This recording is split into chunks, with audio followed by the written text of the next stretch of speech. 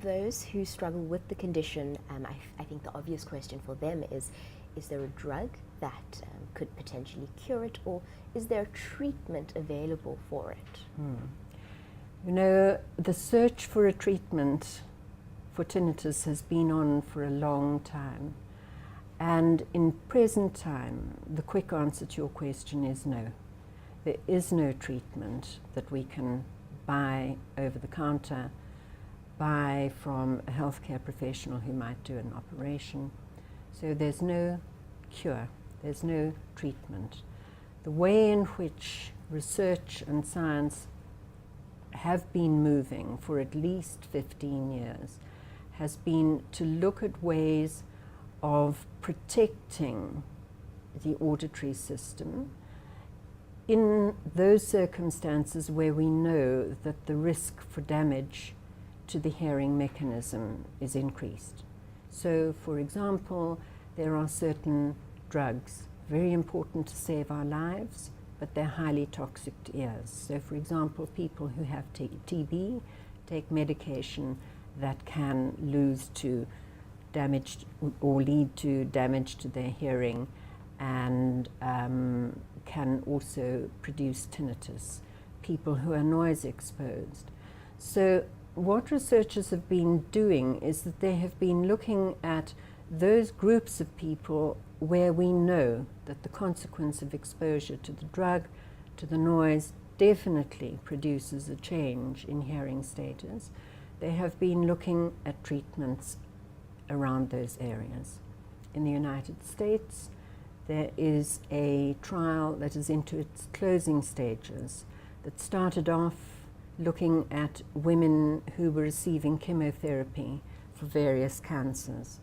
And in that group, certainly the drug, it's known as demethionine, has been very successful. And so the next interest was, well, what about people who are noise exposed? And so the researcher that I mentioned has been working in collaboration with the US Department of Defense on the same drug.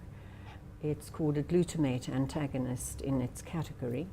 And the trial is to see whether or not veterans returning from a war zone who are constantly noise exposed, whether or not the drug given to them immediately after the exposure, or let's say within 72 hours of the exposure, would protect their auditory mechanism so that they wouldn't have the consequences that I mentioned to you earlier. So there's that medication that is being investigated, and then there's another one which is called AM101. It's the same category of drug, and that is rather different in that it is being applied directly onto the cochlea by means of a little injection needle that goes through the tympanic membrane, or a grommet, what we call a grommet. It's a little tube. So that's where the areas of active research lie. What is quite definitive in all of the literature in my field and in the field of otolaryngology and psychology is that no treatment on its own is likely to be effective. And the reason for that is that I mentioned earlier that we know that there is an involvement of the periphery and the central auditory system, but there are other systems in the brain, our arousal system, for example, our emotion system.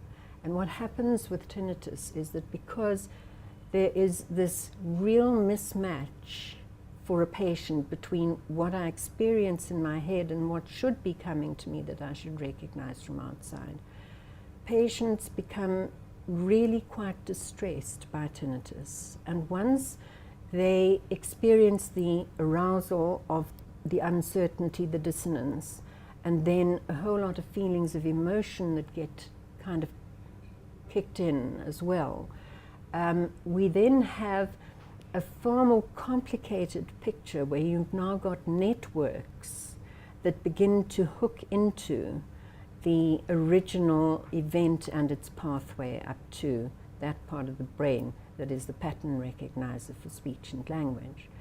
And so the management of tinnitus becomes really complex. It's not just about finding a drug that'll cure it. It's about the fact that tinnitus exists in a person, and that person is deeply distressed by the experience. So actually what works best is a combination of treatments, should we say, that would together make up a holistic intervention for people who experience tinnitus.